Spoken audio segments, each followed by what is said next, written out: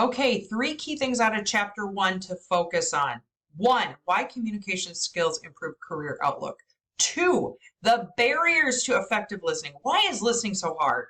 And 3, the dimensions of culture and how that influences communication. Okay, so let's hit our first objective. This I will not spend a lot of time on, but it just bears highlighting. There is a tight link between communication and workplace success. Employers are always seeking the strongest communicators. These are the folks they want to hire, they want to grow, and they want to keep.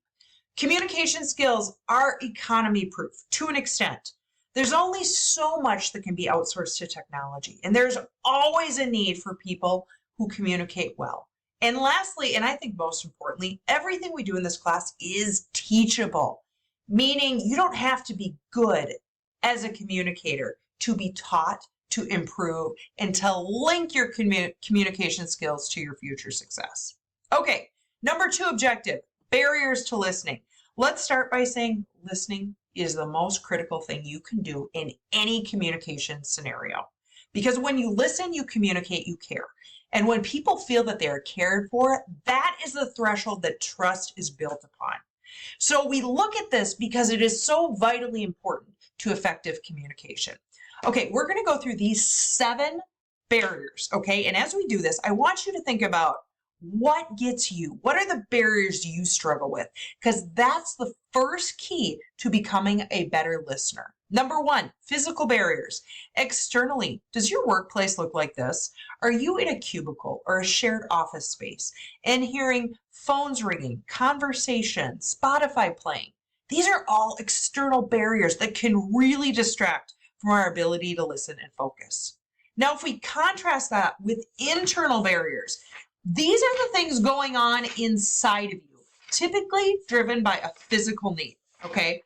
So if you are hungry, if you are tired, if you are stressed out about starting a new job after class, these all represent internal barriers, both equally powerful, but very different. The next barrier, psychological barriers. There are certain individuals who simply cannot be persuaded of something contrary to their cultivated beliefs. They have a strong version of right or wrong and simply shut down. They tune out when a speaker is saying something in disagreement with their beliefs. Psychological barriers are some of the most challenging to overcome. I challenge you to think about religion, politics, social issues, things where you potentially have a psychological barrier. Next up, we have language problems. Okay, in simplest terms, don't use a $50 word if a nickel word will do. Clean, simple language will always be understood and comprehended. When we get fancy, when we're showing off our vocabulary or our jargon, we delay comprehension or we possibly eliminate it, okay? So speak in clear, simple language. Just like the meme on my right, I guarantee you it took you a few seconds longer to understand what that is all about, because that has language problems. We want to avoid that as a speaker as well as overcome it as a listener. Next up, nonverbal distraction. Oh boy, this is how the speaker looks, how they talk, how they move their body, how they respond to their physical space, okay? If you have a speaker or an employer in front of you that's fidgeting with their top button or playing with their collar or messing with their watch band or spinning a pen or a pencil, these are nonverbal distractions.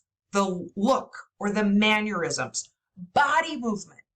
I've had leaders that sway, leaders that twitch. These things can override our ability to listen because they're non-verbally very distracting. Next up, we have thought speed. This is commonly referred to as the communication gap. This one is amazing. Our minds can take in and comprehend, mind you, up to 500 words per minute. I repeat, 500 words per minute. Well, here's the rub. The average speaker typically only uses 125 to 150 words per minute. So if we do some simple math, our brains are probably not being utilized up to 2/3 of our processing ability, okay? So we could be taking in 2/3 more information in any given moment and actually comprehend that.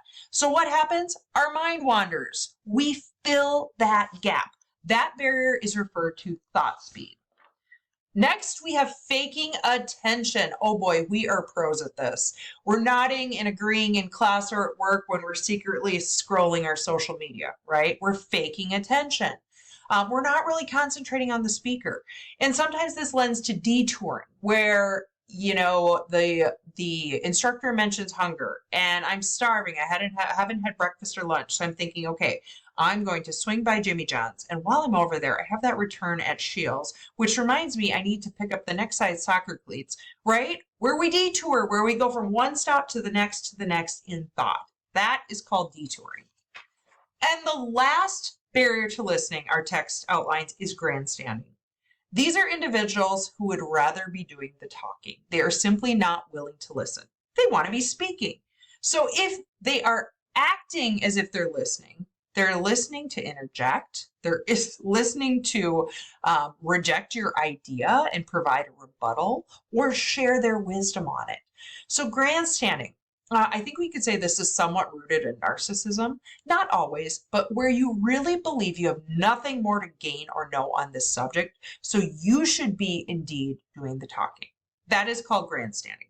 Okay, our third and final, probably most important objective, examine dimensions of culture and how this influences communication. Culture is defined as the complex systems of values, traits, morals, and customs shared by a society. Now, I would even go one step further. There's some drop-down menus to this. This could be shared by a family, shared by a community, shared by a region, right? That there is cultures within cultures. So before you communicate interculturally, we have to do our homework. We're going to look at context, individualism, time orientation, and power distance. And this fifth one is really, what do you do with that? There's no exact line, but as you research these 4 things, you're going to go into that communication setting better prepared, having a better expectation of how culture is going to guide that conversation. Okay. The first element of culture, low versus high context. This is the emphasis, the strength, the power you put on the spoken word. Okay. We are a very low context society, because we lean on words heavily, right? What is said, what is written, we see that as representative, that is direct, that is clear instruction. Whereas a high context culture, it's more implied. There's more reference to the environment, to nonverbals, to rituals. So this class in itself is evidence of the United States being primarily low context. Words matter, how we say them, how we write them. Versus a high context culture where you might go through a series of bows and acknowledgments and then maybe take tea. And throughout the process of tea, maybe then a meeting agenda would be determined or discussed. Now contrast that with the United States, where I might schedule a 30-minute meeting with a very clear objective. We greet, we talk about the objective, we make a decision, we say goodbye, right? Low versus high context. Next, collectivism versus individualism. How does your culture value the group? Okay. A collectivist culture, the primary allegiance is to that group. Your society, your family, your clan, your country. All of your thoughts run through that filter. What is best for the group? Whereas an individualism culture, it's all about self-sufficiency, having that autonomy. Now, this is how I grew up. I moved out at 18. I paid for my own school, my own vehicle, my own insurance. And I just knew that that's what I had to do. Because if I were to have asked for help, it wouldn't have been there. Self-sufficiency. So where do you land?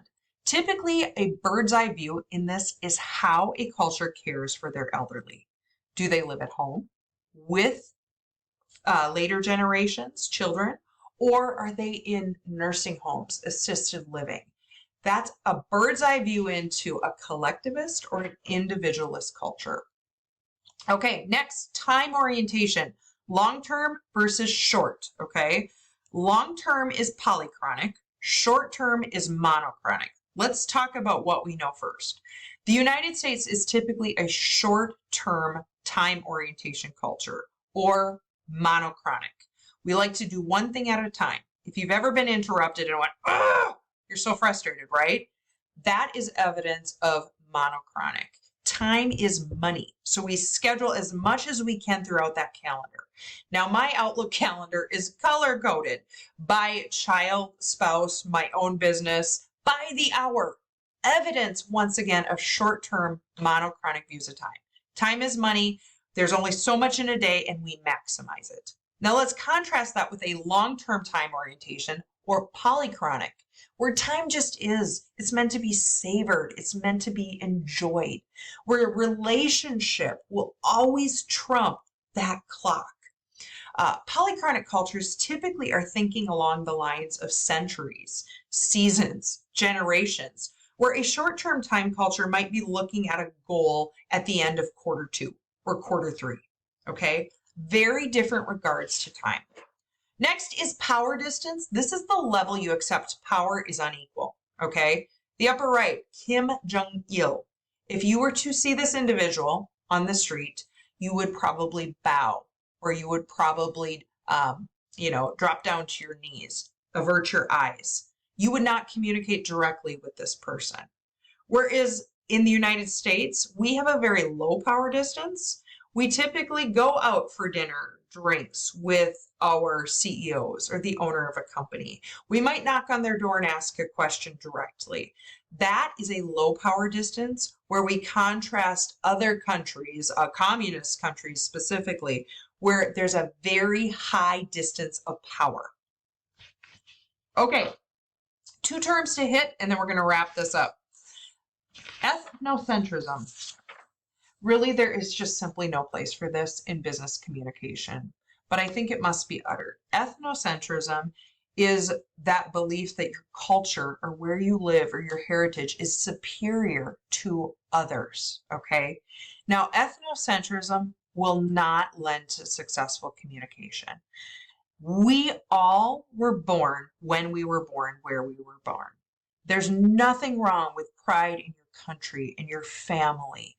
But when it's crossing over into word choice and implications or perception of others, that is where ethnocentrism becomes very damaging, okay? So examine your heart. Think about your own potential superiorities that you hold. And then the last item, stereotyping. We all know what a stereotype is. A shared set of beliefs or traits that are characteristic of a member of a category. Now, we've all been called something. We've all been told we were something, called a name. And even though that was likely very untrue, it's hard to shake that off, right? I can think of personally growing up being called too tall, being called fat, being called a dumb blonde, all of those things. And while I knew they weren't true, I still spent way too many years trying to shrug them off, okay? So stereotypes are dangerous because they're an oversimplified perception of behaviors or characteristics, and they create misconceptions and can lead to dangerous assumptions. Now, I would like to think that this does not happen in workplace communication, but sadly it does. So it needs to be reflected upon, talked about, and kept on the surface and have those tough conversations, okay? All right, let's wrap up chapter 1. We just discussed, number 1, why communication skills improve your career outlook. Number 2, barriers to effective listening. Again, listening is the threshold that successful communication takes place on. Listening is number 1. And then lastly, dimensions of culture and their influence on communication. Again, those are just criteria, the homework you need to do before you communicate interculturally to aim at the highest success. Thank you.